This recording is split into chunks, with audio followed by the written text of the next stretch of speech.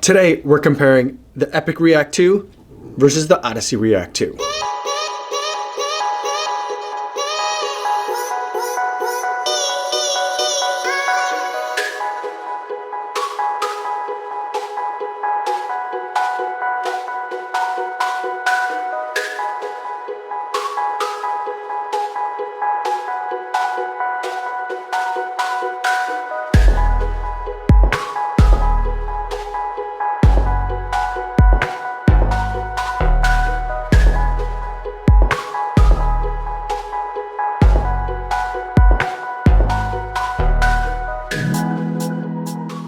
10.76 miles today, 8 minutes, 35 seconds per mile in the Odyssey React 2 Flyknit version. I wanted to get another run in it before I really put it head to head with the Epic React 2. Now, I don't have a ton of miles in the Epic React 2, but my first impressions of this shoe were that they were pretty much identical to the Epic React 1, and I have a ton of experience with that shoe, logged over 325 miles in my Epic React version 1. And so that's the information that I'm going to be coming into this comparison with. On paper, these are nearly identical shoes. They each have a 10 millimeter heel drop. They both have Nike's Flyknit material for the upper. They have full React midsoles, and they're even built from the same lasts, which, as far as I understand it, a last is like the chassis of a car, where multiple cars can be built off of the same frame.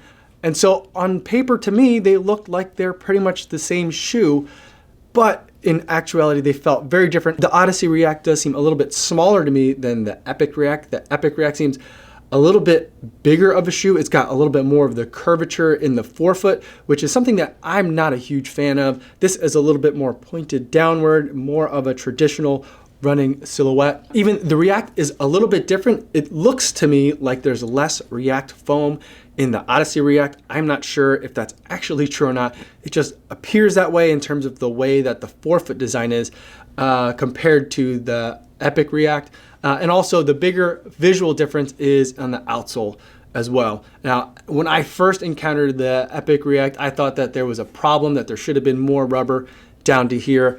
In my long-term review of the Epic React version 1, after 270 miles, I didn't really see a substantial amount of wear on the React on the outsole, and so I don't think it's a problem. There are very big differences in terms of what it looks like on the Odyssey React, in terms of they have much more rubber on the sides and going further down almost towards the mid of the foot. And there's a little bit of a cutout of rubber right here, which I never really noticed until I actually put the shoes side by side. In terms of actual road feel, they're both pretty similar in terms of rubber and grip. There are differences in the rubber, but I don't notice them in terms of actual traction. And the other main difference between these two shoes is the upper on the Epic React is all Flyknit, where you're really only getting about half to a little bit less than half of Flyknit in the upper of the Odyssey React. The final big difference between these two shoes is that the Epic React comes in at $150 retail, and the Odyssey React comes in at $120. So that begs the question, is this just a budget version of this shoe? It seems to have less React, has less Flyknit, and it has more rubber on the outsole. So that begs the question in my mind, is the Odyssey React just a budget version of the Epic React? Because it seems like you're getting a little bit less of everything. You're getting less React midsole, you're getting less Flyknit. It seems like you're just getting less of a shoe.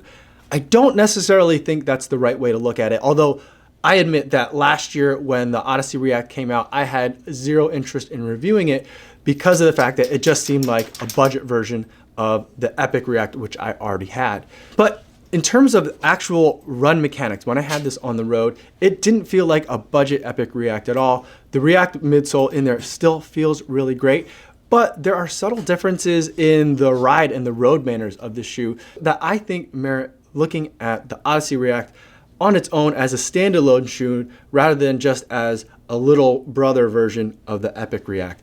And the main thing is the angle of attack. And so with the Epic React, I feel like I'm getting a little bit more of a laid back position, something that lends itself towards longer runs at more of a moderate to moderate easy pace. Not that you can't go fast in this shoe. I've definitely had many fast miles in the Epic React, but it just seems like its natural kind of sweet spot is something that's in the moderate to moderate easy. With the Odyssey React, I feel like I'm being leaned forward just a little bit, and it reminds me a little bit of the Pegasus 35 in that regard. Not in terms of the feel underfoot, but in terms of the angle of attack, and it wants me to turn my legs over a little bit faster. And so that's something that's pretty much like a signature feeling for me for a Pegasus, and I'm getting a little bit of that sensation because of the angle of attack of this shoe. I'm leaning forward just a little bit more, and it feels like to me, although the measurements, at least on paper, wouldn't indicate it and makes it seem like I might be imagining it, but to me, when I'm running in the Odyssey React, I feel like there's a little bit less React foam in the forefoot, underneath the ball of my foot and underneath my toes, than there are in the Epic React, and I think that is what's lending itself towards it having a sweet spot in the moderate to moderate hard level of effort for my runs. So ultimately, my final takeaway from these two shoes is that the Epic React is a really good running shoe. It's a great gym shoe as well. I think it's a significant departure both visually and in feel compared to what people have seen before if you've been running for a long time. This, I think, is kind of like the transitional shoe or the gateway shoe that maybe ultimately gets you into an Epic React. And coming back to that angle of attack idea of this shoe, what I really feel like this shoe is, it's kind of like the Pegasus 35 for people that don't like Zoom Air. And I've been hearing from a lot of you guys in the comments that you like the Epic React a lot, you like the feel of that shoe, and you've tried other Nike running shoes like the Vomero 14 or the Pegasus 35, and you just don't like the sensation of having that Zoom Air pocket. I think this is the shoe that really you should be looking for if you haven't tried the Epic React already. This is the one that I think you're gonna like it if you've liked the silhouette and the overall mechanics of the Pegasus, but didn't like that Zoom Air pocket. So I think that's what this shoe is for you. And the pricing would suggest that too. The pricing is $120, the exact same price as a brand new pair of Pegasus, at least at retail. Although right now is a fantastic time to get Pegasus 35s on sale. There's tons of colors that are deeply discounted. It's an amazing time to be picking up a whole bunch of those, especially since I don't think the 36 is gonna be coming out until the summertime. So you've got plenty of time to get a lot of miles of them as well. But that's a little bit of an aside. So ultimately, that's my take on the Odyssey React versus the Epic React 2.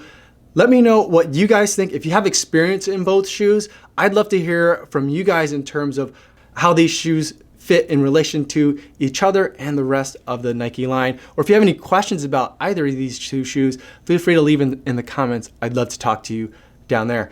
The last thing I want to talk about before I go is the charity runner for the week. This week's charity runner for the week is Joel Moody. He's going to be running the 2019 London Marathon for prostate cancer research in the United Kingdom. I've donated $70 to his fundraising efforts, and I'll post a link in the description in case you'd like to learn more.